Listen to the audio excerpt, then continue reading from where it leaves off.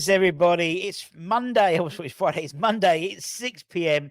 So it's time for the world famous Academy Show.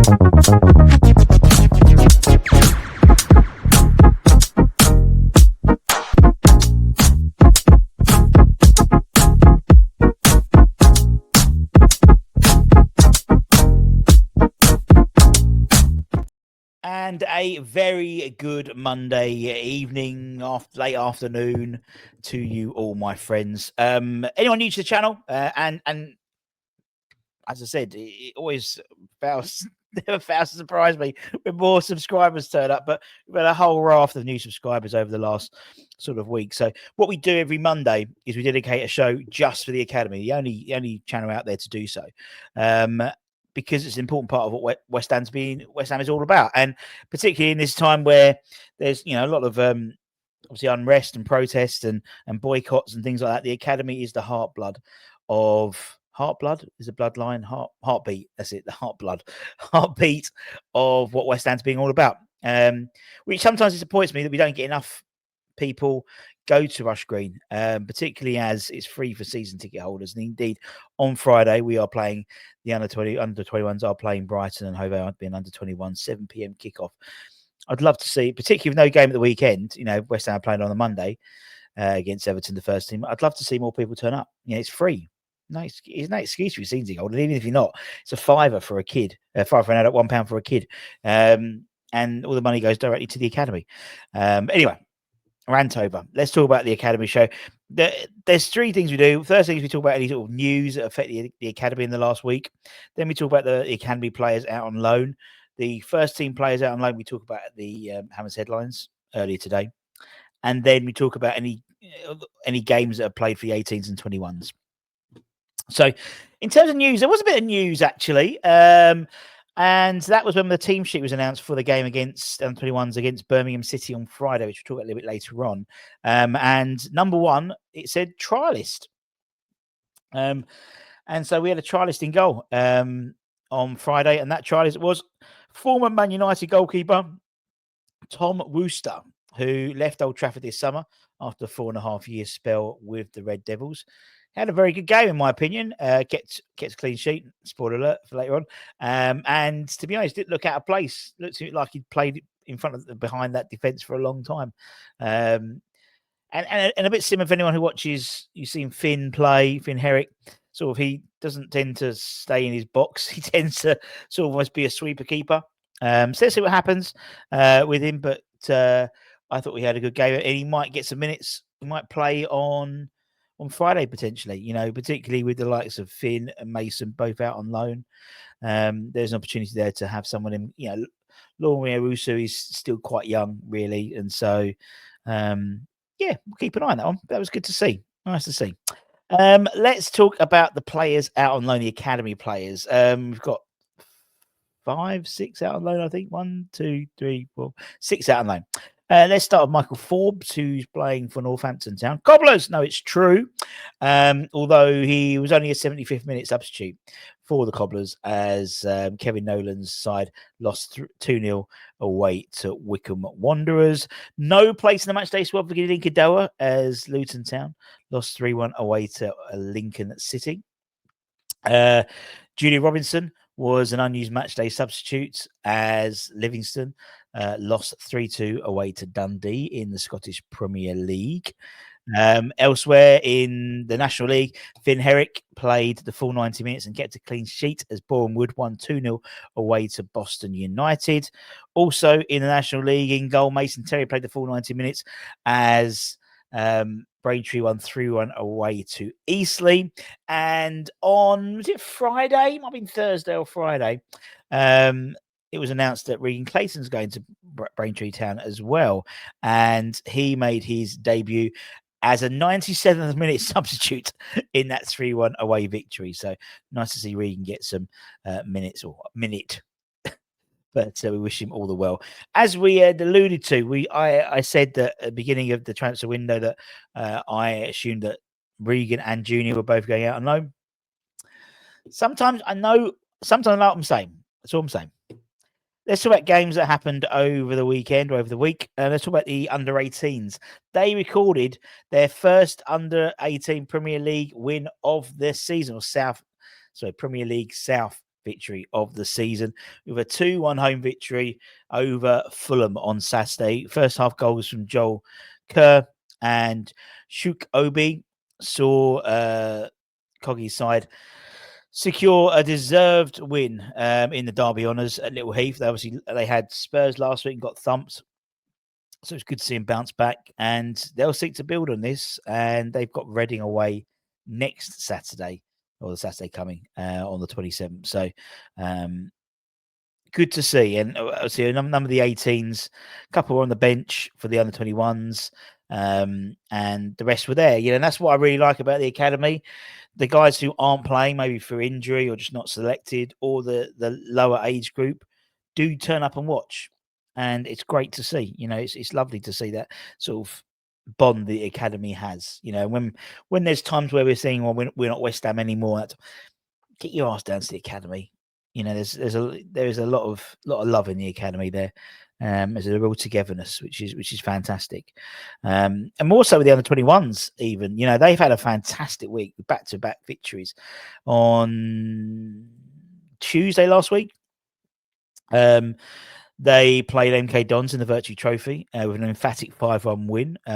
Side which include youngster Lucas Fabianski, Freddie Potts, George Earthy, and Callum Marshall produced a brilliant performance. Blew MK Dons away, really, and a brace from Preston Fearon and from Callum, with a Harry Maguire's brother own goal in the middle, saw off them, and which was their most emphatic victory in the Virtue Trophy so far, or in the National Trophy so far, which was brilliant. And then they followed up on Friday. They took on Birmingham City under 21s at Rush Green with a very professional 3-0 victory.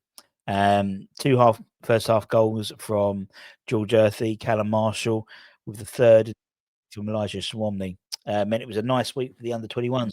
Looking at that game in a bit more detail, there were some standout performances, really. As I said, when I did the sort of the instant reaction at the game, the likes of Callum and George are heads above everyone else in that division, in that league.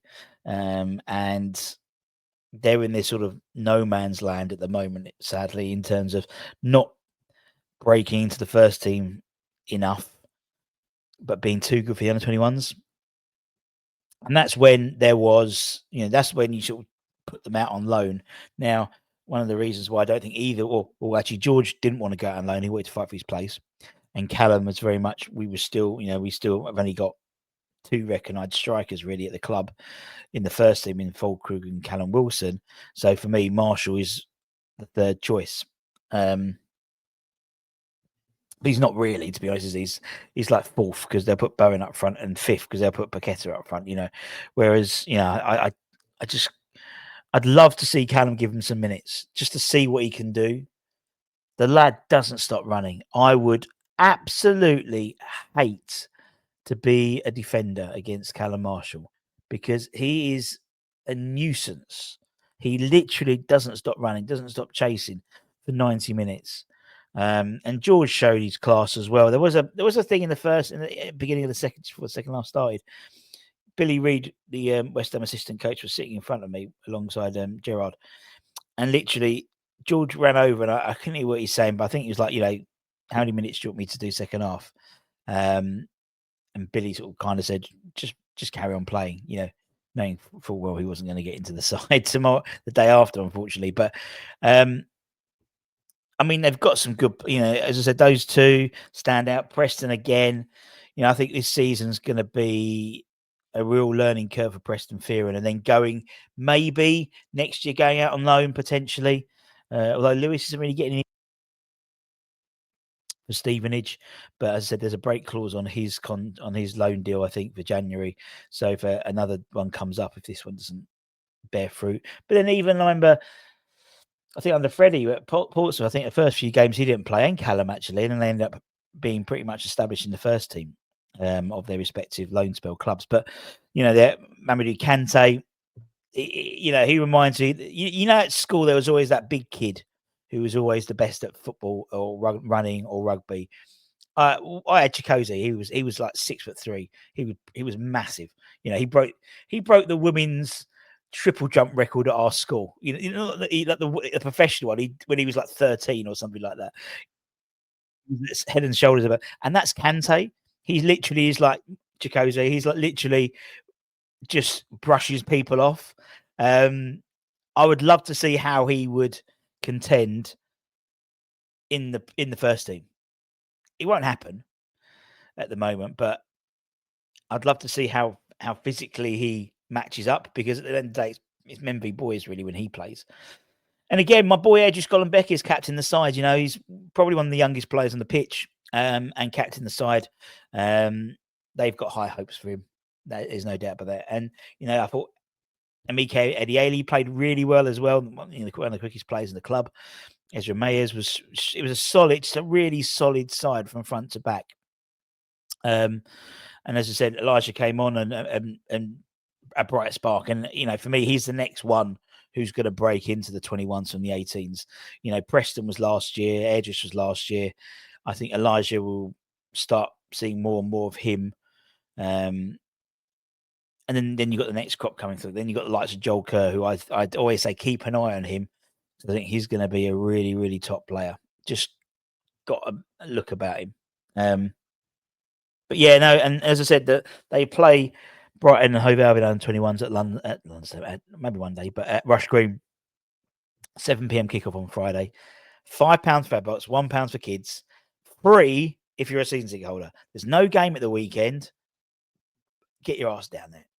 7 o'clock, you'll be home by 9:30 if you live in the Romford area. 9:15. That's what I'm usually home by, and I'm on the 1s and 2s.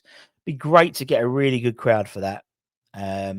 Because you know, two wins, let's make it 3 wins in a row, and you know, you get to see, you know, firsthand who's going to be, you know, who has a chance of breaking in. As I said, and maybe Tom, the trialist, will have another game as well, which is good for him. Yeah, and I imagine, given the game on Monday, if there was a desire to put Marshall or 𝗧𝗪𝗥𝗦𝗛𝗏 in, they could play at least 60 minutes. Might even drop Preddy in, but probably not at the moment because with 𝗧𝗪𝗥 suspended. But I don't think he was on the bench. I don't think. I can't remember on Saturday. But anyway, that's it. There's your world famous Academy show. Let us know if there's anything you want us to cover in the Academy show. Any players in depth, sort of not analysis, but sort of, you know, a bit more of a player profile. Maybe we'll start doing that every game, every week. Let us know if there's some players you want us to talk about in a little bit more detail in terms of, you know, what my views of what they're going to, how they play and stuff like that, because obviously watching all the games and that type of thing. And if you're new to it, let us know anything else you want us to cover with the Academy. Don't forget to like, comment, share. Don't forget to hype. It's a new thing. So if you're watching on your phone, where it's got like share, all the little save, if you keep scrolling, it says hype.